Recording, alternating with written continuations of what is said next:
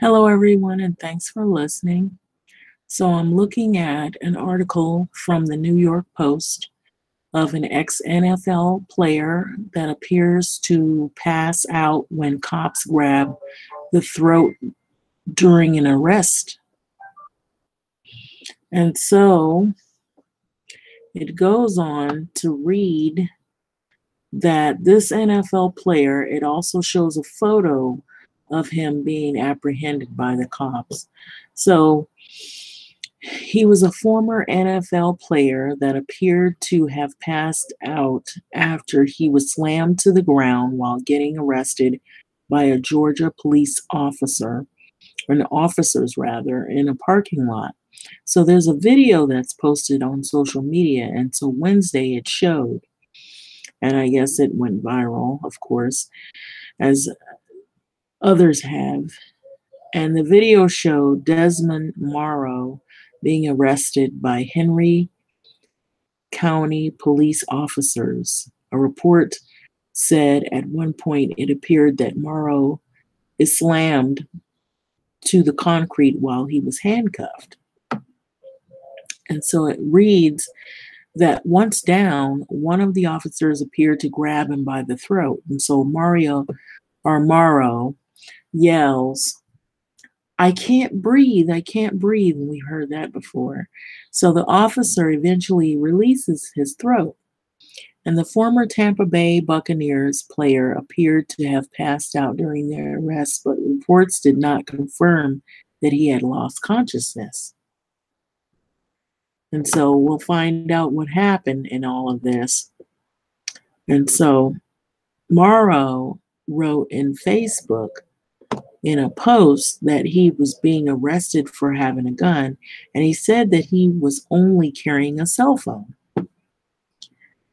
When is this? I'm just going to stop here. When will this ever end? And so this is becoming the new trend now, unfortunately, and it's really sad because people are getting arrested for being accused, and you don't hear anything about them reading their rights. You don't hear anything about them, trying to just, you know, restrain them in a way where it's non-lethal and it isn't going to kill them. You don't hear where they're trying to investigate, and survey the scene to try to see if the person in fact has a weapon. It's just they go right in and launch into that individual if they're African American, and without any, you know, discretion as to, how should we handle the situation. They haven't surveyed anything. They haven't investigated. They haven't had any proof of anything. They just immediately go in like gangbusters, and they immediately view that individual as if they're a criminal. And so they treat them in the roughest, harshest manner possible. And so that's what we've been seeing a lot of. And so this is proof that a lot of this isn't made up, it's true. And certain groups are targeted based on race, based on skin color, based on bias, and based on preconceived assumptions that this person has to be a criminal or they have to be involved in some kind of criminal activity. So to go on to read, it says he said that he was cooperating with the police officers and he thought he was going to die. So during the arrest, the police knocked his teeth out and they slammed his head to the concrete and they choked him out until he was unconscious, he wrote. So in addition, he suffered a shoulder strain and a concussion. So from being thrown to the ground, they throw you to the ground really hard. And more than one or two officers were on him. So along with the heartache of his wife leaving him during this very hard time for my shortcomings and careless actions. So he also claimed that the police put him in isolation and label him a gang member because of tattoos. Now, I'm going to stop there. How many people now have tattoos? There's so many people with tattoos who aren't gang members. I've seen white people with tattoos who aren't, they're not, well, you would assume they're not in a gang.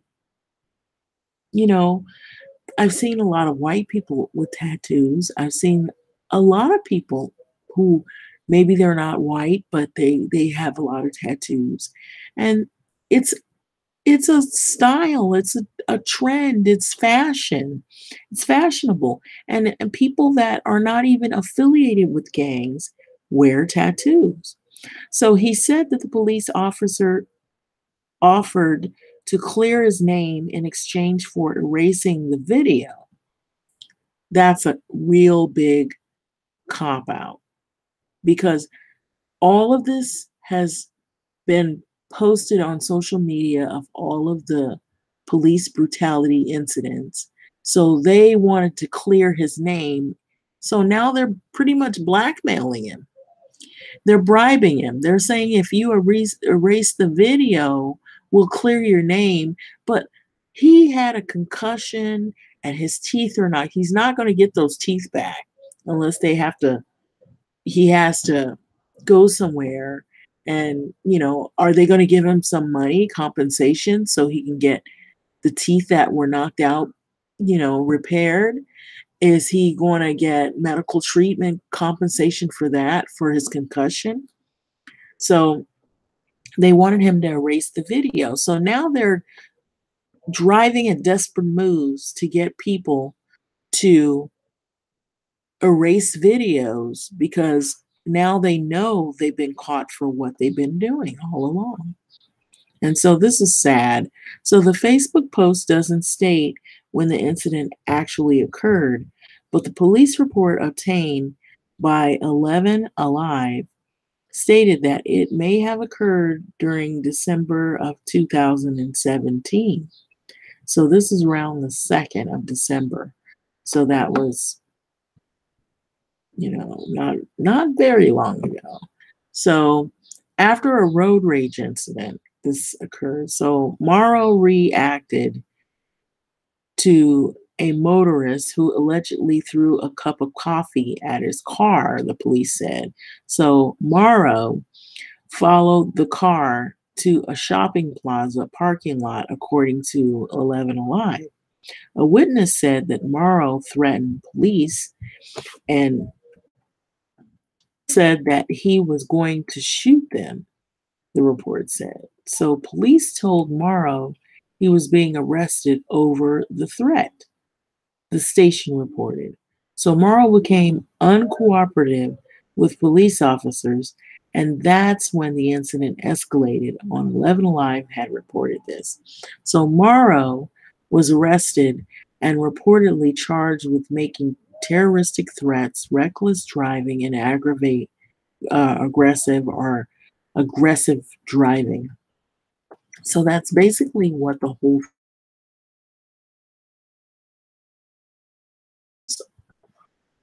a photo, and the photo is on Yahoo. It shows up where you can see where he has officers on top of him, and I believe there's a video, and so maybe the video shows up. So I'm going to try to see if I can get to the video, because sometimes, when you're on these, when you're trying to, see these things, they don't come up clear. So I'm going to actually go off of this, and I'm going to show like a still photo of the incident. And so you're going to see the photo of the police officers, and you can see his eyes rolling back in his head. So there's video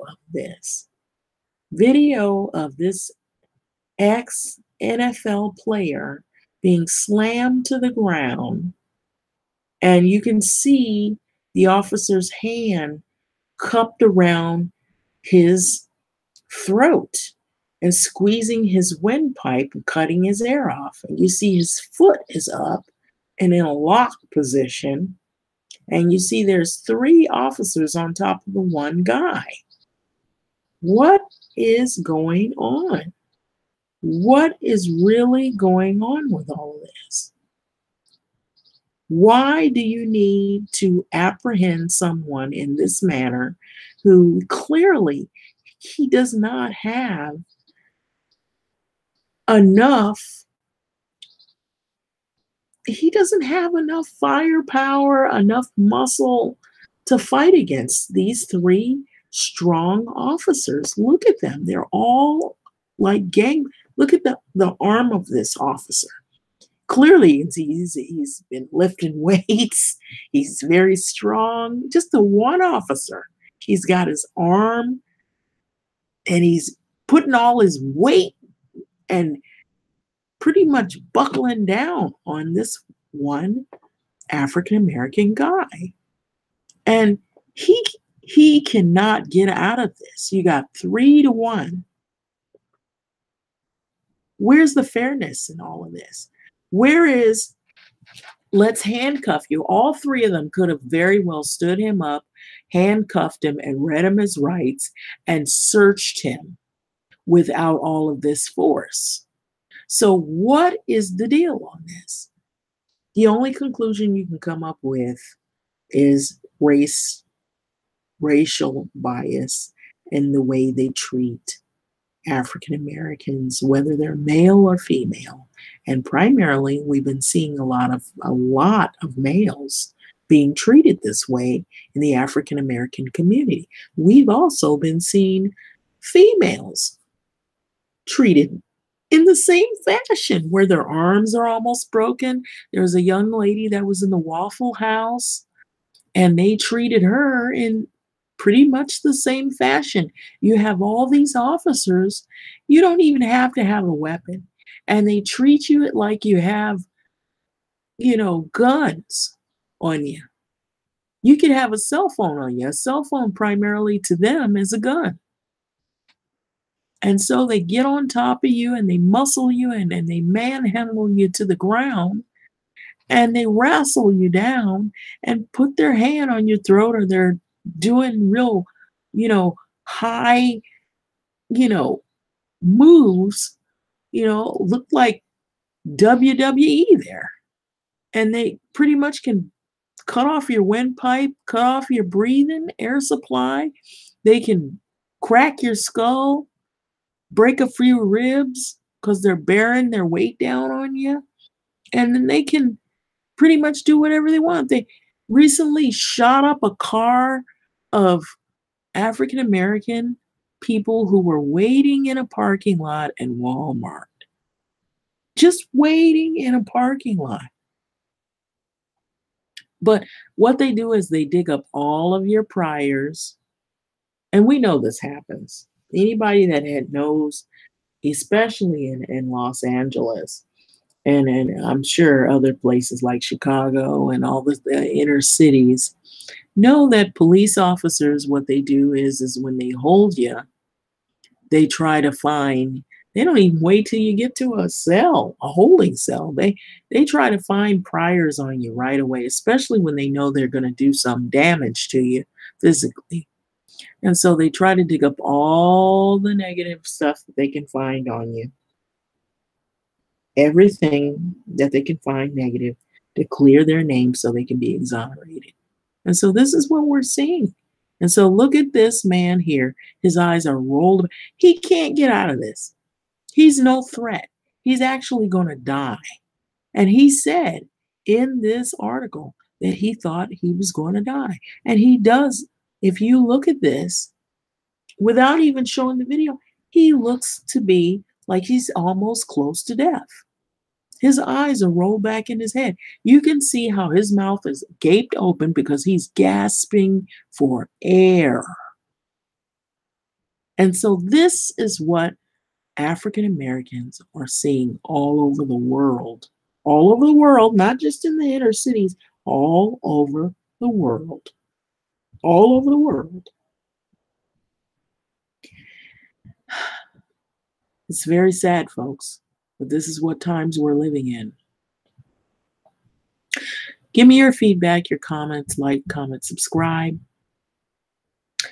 I don't agree with this type of treatment whatsoever. And it has to be recognized that this is extremely unfair, extremely unjust, extremely wrong. And there is no reason for anyone to be treated in this manner. And if you're black, if you're white, if you're purple, blue, or green, no one should be treated in this manner whatsoever. And primarily, we've been seeing a lot of African Americans being treated this way, so viciously, so heartlessly, so cold-blooded, and so careless that they don't even investigate and survey the scene to see if there's anything really going on. No, they just launch into attack mode, like a pack of wild dogs on top of someone. And basically, their whole intent is to kill without mercy. They treat animals better than they do African Americans. When you hear about them wanting to save the whales, when you hear about them wanting to save animals' lives, they have pet insurance. It may not be that great. They have pets that are treated better. When you see these individuals do this, they treat animals better. They prosecute people for killing dogs. And here you got a human life, because he's black, his life is not even valued. Not even valued the same as a dog. This is what times we're living in. Wake up, people. Wake up. Wake up all over. You go in a Starbucks coffee restaurant and get arrested for waiting on a business partner simply because of the color of your skin. This is where we're headed in society. And you got people who don't want to believe that this is happening, even though they see it with their own freaking eyes on social media. They've heard it from everywhere. They've seen it everywhere, but they persist on ignoring the problem because it doesn't happen to their people, because they happen to not be black, or they happen to not look black, even though they might have black family members or have people in their family that might be of an African American descent of some sort. But because it doesn't happen to them, they don't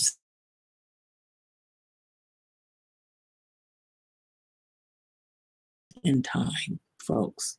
And this is what is happening in this video. We're seeing the same treatment that happened in the 60s, in the 50s and 60s, happening all over again in real time, in this time.